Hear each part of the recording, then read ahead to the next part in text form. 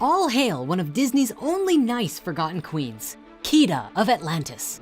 For real, she's one of the only Disney princesses who also becomes a queen eventually and actually retains her goodness and breaks through that trope of evil queens or stepmoms that's become so infamous. So, good on the Atlanteans for embodying love.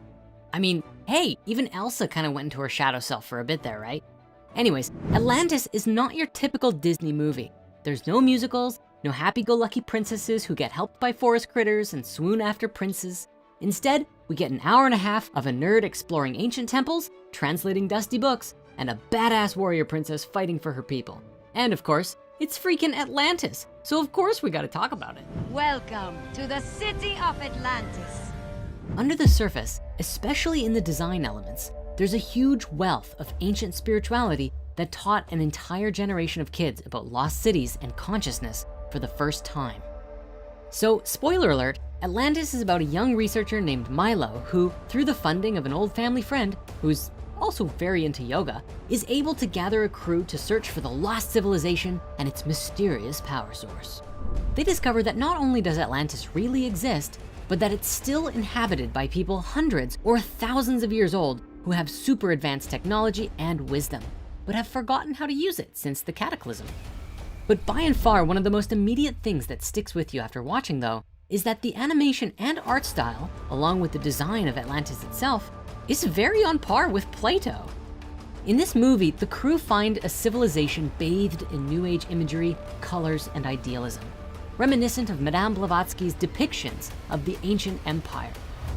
Mystic symbols, especially the ever-present spiral and triangle, are carved into ceremonial stones and painted on masks that resemble the ritual attire of Native Americans, something that Sweet notices early on. And nor was this an accident, for when researching and designing Atlantis, the creators went through every kind of theory imaginable and eventually found the work and readings of Edgar Cayce, the sleeping prophet. According to Cayce, Atlantis was a highly advanced civilization in touch with the higher aspects of themselves and reality, and had found a way to integrate consciousness with technology and powered their machines through the use of crystals. To Cayce, Atlantis was a living, breathing, spiritual force that really existed.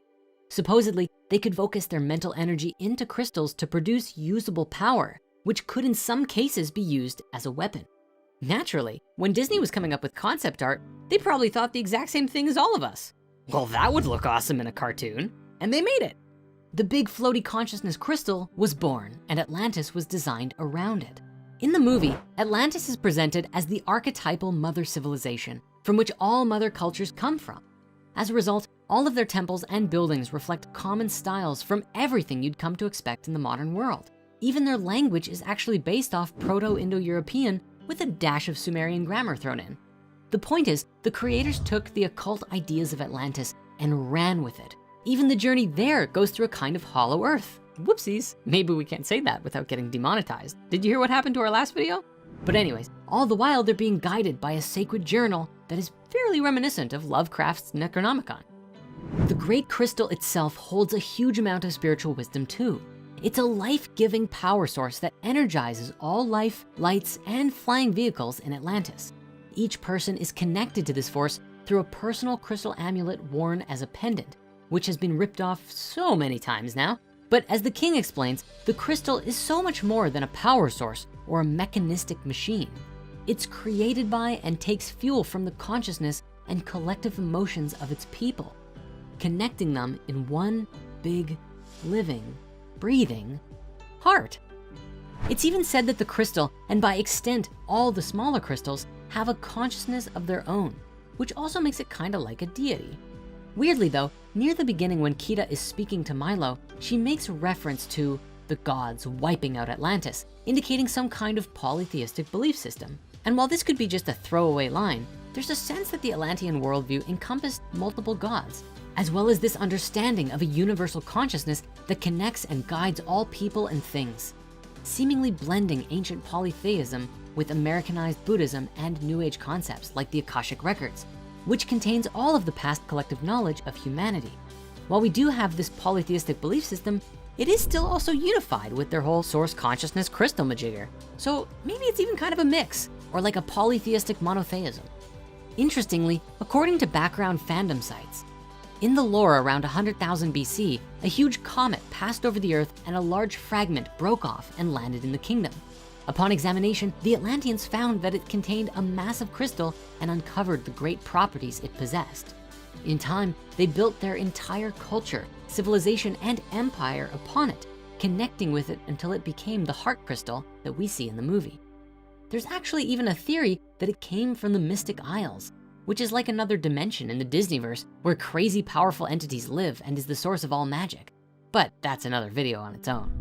Now, one of the more underlying messages of this movie though, is its commentary on how nature needs to be protected and not put to waste. In the movie, the events of the flood were caused by the hubris of the king, who in his arrogance wanted to use the crystal and consciousness as a weapon, but which caused great instability was what eventually caused the fall. The manipulation of consciousness into a weapon is fairly similar to our story of Atlantis that we've both explored in the Human History movie, along with the Anunnaki movie too. The king pushed aside the need of the crystal as a life force and used it for selfish purposes, which only led to ruin. After the flood happened, the king hid the crystal under Atlantis since he didn't want anyone to try and use its power for these same purposes. And he feared that what happened to his wife would happen to his daughter.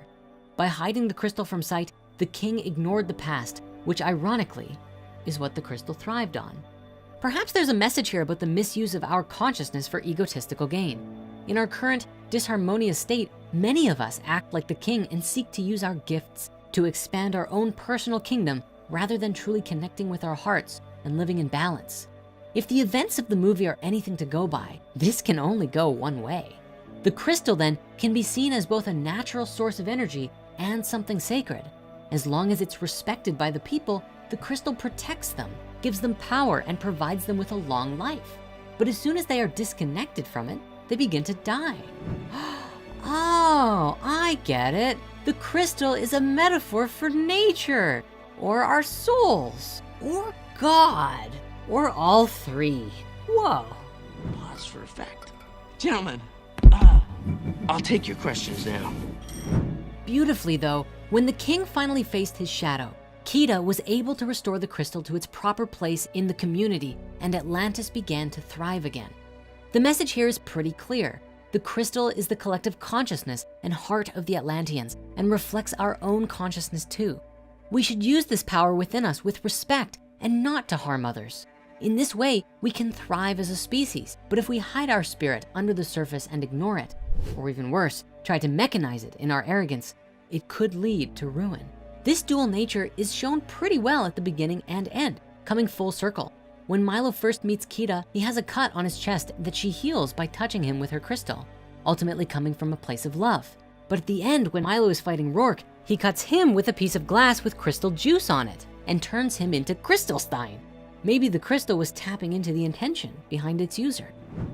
In the works of the theosophist Alice Bailey, who the team also drew upon for inspiration for the artwork, she tells us that during the time of Atlantis, there was a tremendous battle on the astral between the forces of light who wanted to lift human evolution out of materialism and separateness, and the involuntary forces of darkness who wanted to enslave human will and more deeply immerse humanity in matter, which is what she argued was the cause of the fall. It's kind of awesome then that Milo's final battle is against the heartless materialism of two bad teammates who had stolen the crystal to sell it on the black market. It's a nice little work-in that the team did. Not only are some egotistical humans trying to lock the crystal force away and sell it, but they're ultimately defeated only to have the crystal soar into the sky and be free in all its glory. Now, of course, we can't do a video on Atlantis without really talking about Kita.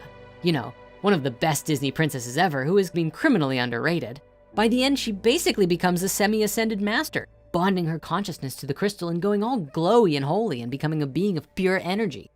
In a time of great need, the crystal can choose a host to channel its power through and protect the kingdom, which sounds an awful lot like Thoth's ship underneath the Sphinx, but hey, I digress. Really though, Kita embodies the divine feminine in her idealistic nature, going to her father to broach new ideas about how to save their culture, and also has a perfect balance of the sacred masculine and isn't afraid to put her thoughts into action. With Milo, she forms a pretty good creator team that brings consciousness back to the people. In the end, The glowing energy princess floats down from the skies in a beam of light and melts into Milo's arms, where she regains consciousness and her human form. Just in time to see a civilization reborn and thriving again. The result of honoring our divine selves. Isn't it funny how after all of it, Kida just gives away that whole mountain of treasure to Milo's crew and helps them back to the surface? Not like the Atlantean economy would need any gold, right? But it's interesting that the real treasure Kida and Milo value is knowledge.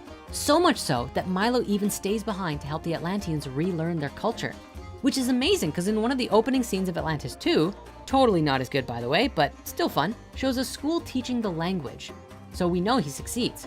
Most of the temples seem to be a blend of East Asian and Mayan architecture too, which not only links the story to the Maya themselves, the supposed Atlantean priesthood, but also gets that picture of Greek columns and temples out of your head, which was one of the original intentions behind the design. Bringing this to a close then, if you ever wanted to see a faithful reproduction of the New Age ideas of Atlantis, then this is actually a really good movie to go and watch. And while it didn't do great at the box office, it kind of has become a cult classic. And supposedly, Tom Holland might star as Milo in a live action remake? And wait, he's also playing Nathan Drake in the Uncharted movie? What? This story's message of exploration, adventure, inclusion, and the importance of living in harmony with our consciousness are all lessons that kids learned early on by watching this, and that you can too. And while some Bible moms have tried to point out hidden Illuminati or Freemason symbols in it, like the all-seeing eye or the quartered circle, the ultimate lessons of this movie are really ones of love, compassion, and a caution of hubris and putting our ego above a community. The whole nature of this movie is even funnier when you read Norman Milanovic and Shirley MacUnay's work that argue that Walt Disney himself was supposedly a new ascended master whose mission on Earth was to create an awareness of the elementals, the animals, and how to integrate the existence of such kingdoms into human consciousness. And while we don't know about that, it is kind of fun to think about. Maybe Disney's Atlantis was more in line with Walt's vision than everyone realized. So until next time, Pageshe Nalek Ga Moak, which is thanks bye in Atlantean.